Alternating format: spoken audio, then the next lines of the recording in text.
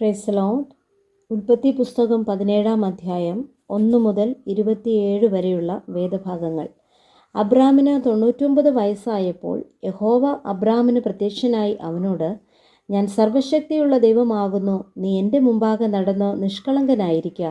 എനിക്കും നിനക്കും മധ്യേ ഞാൻ എൻ്റെ നിയമം സ്ഥാപിക്കും, നിന്നെ അധികമധികമായി വർദ്ധിപ്പിക്കും എന്നരുളി ചെയ്തു. അപ്പോൾ അബ്രാം സാഷ്ടാംഗം വീണു. ദൈവം അവനോട് അരുളി ചെയ്തത് എന്തെന്നാൽ, എനിക്ക് നിന്നോട് ഒരു നിയമമുണ്ട്, നീ ബഹുജാതികൾക്ക് പിതാവാകും. ഇനി നിന്നെ അബ്രാം എന്നല്ല വിളിക്കേണ്ടത്, ഞാൻ നിന്നെ ബഹുജാതികൾക്ക് പിതാവാക്കിയിരിക്കയാൽ നിന്റെ പേർ അബ്രഹാം എന്ന് ഇരിക്കണം. ഞാൻ നിന്നെ അധികമധികമായി വർദ്ധിപ്പിച്ച് അനേക ജാതികളാക്കും, നിന്നിൽ നിന്ന് രാജാക്കന്മാരും ഉത്ഭവിക്കും. ഞാൻ നിനക്കും നിന്റെ ശേഷം നിന്റെ സന്തതിക്കും ദൈവമായിരിക്കേണ്ടതിന് ഞാൻ എനിക്കും നിനക്കും നിന്റെ ശേഷം തലമുറ തലമുറയായി നിന്റെ സന്തതിക്കും മധ്യേ എൻ്റെ നിയമത്തെ നിത്യനിയമമായി സ്ഥാപിക്കും. ഞാൻ നിനക്കും നിന്റെ ശേഷം നിന്റെ സന്തതിക്കും നീ പ്രവാസം ചെയ്യുന്ന ദേശമായ കനാൻ ദേശമൊക്കെയും ശാശ്വതാവകാശമായി തരും. ഞാൻ അവർക്ക് ദൈവവുമായിരിക്കും.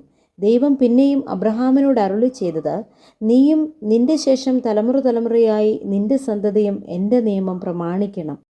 എനിക്കും നിങ്ങൾക്കും നിന്റെ ശേഷം നിന്റെ സന്തതിക്കും മധ്യേയുള്ളതും നിങ്ങൾ പ്രമാണിക്കേണ്ടതുമായ എൻ്റെ നിയമമാവിത്. നിങ്ങളിൽ പുരുഷപ്രജയൊക്കെയും പരിച്ഛേദന ഏൽക്കണം, നിങ്ങളുടെ അഗ്രചർമ്മം പരിച്ഛേദന ചെയ്യണം. അത് എനിക്കും നിങ്ങൾക്കും മധ്യേയുള്ള നിയമത്തിൻ്റെ അടയാളമാകും.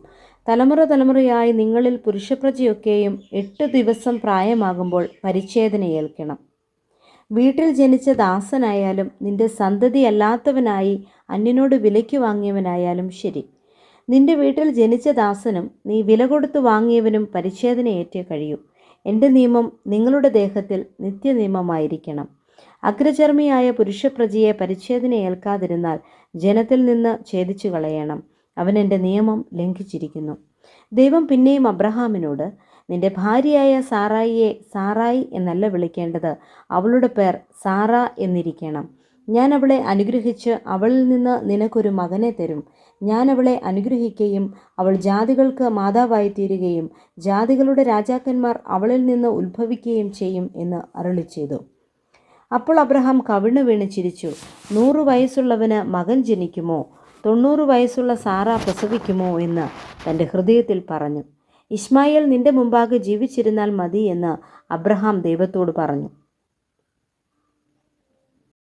അതിന് ദൈവം അരുളി ചെയ്തത്, അല്ല, നിന്റെ ഭാര്യയായ സാറ തന്നെ നിനക്കൊരു മകനെ പ്രസവിക്കും. നീ അവന് ഇസഹാക്ക് എന്ന് പേരിടണം. ഞാൻ അവനോടും അവൻ്റെ ശേഷം അവൻ്റെ സന്തതിയോടും എൻ്റെ നിയമത്തെ നിത്യനിയമമായി ഉറപ്പിക്കും. ഇശ്മായേലിനെക്കുറിച്ചും ഞാൻ നിന്റെ അപേക്ഷ കേട്ടിരിക്കുന്നു. ഞാൻ അവനെ അനുഗ്രഹിച്ച് അത്യന്തം സന്താനപുഷ്ടിയുള്ളവനാക്കി വർദ്ധിപ്പിക്കും. അവൻ 12 പ്രഭുക്കന്മാരെ ജനിപ്പിക്കും. ഞാൻ അവനെ വലിയൊരു ജാതിയാക്കും. എൻ്റെ നിയമം ഞാൻ ഉറപ്പിക്കുന്നതോ ഇനിയത്തെ ആണ്ട് ഈ സമയത്ത് സാറ നിനക്ക് പ്രസവിപ്പാനുള്ള ഇസഹാക്കിനോടാകുന്നു. ദൈവം അബ്രഹാമിനോട് അരുളി ചെയ്തത് തീർന്ന ശേഷം അവനെ വിട്ട് കയറിപ്പോയി. അനന്തരം അബ്രഹാം തൻ്റെ മകനായ ഇശ്മായേലിനെയും തൻ്റെ വീട്ടിൽ ജനിച്ച സകല ദാസന്മാരെയും താൻ വിലയ്ക്ക് വാങ്ങിയവരെയൊക്കെയും അബ്രഹാമിൻ്റെ വീട്ടിലുള്ള സകല പുരുഷന്മാരെയും കൂട്ടി ദൈവം തന്നോട് കൽപ്പിച്ചതുപോലെ അവരുടെ അഗ്രചർമ്മത്തെ അന്നു തന്നെ പരിച്ഛേദന കഴിച്ചു.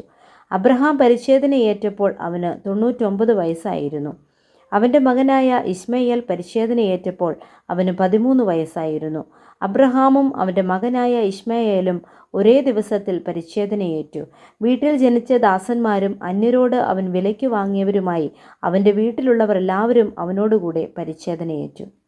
Praise the Lord. ഈ വചനങ്ങളാൽ ദൈവം നമ്മെ ഏവരെയും ധാരാളമായി അനുഗ്രഹിക്കുമാറാകട്ടെ.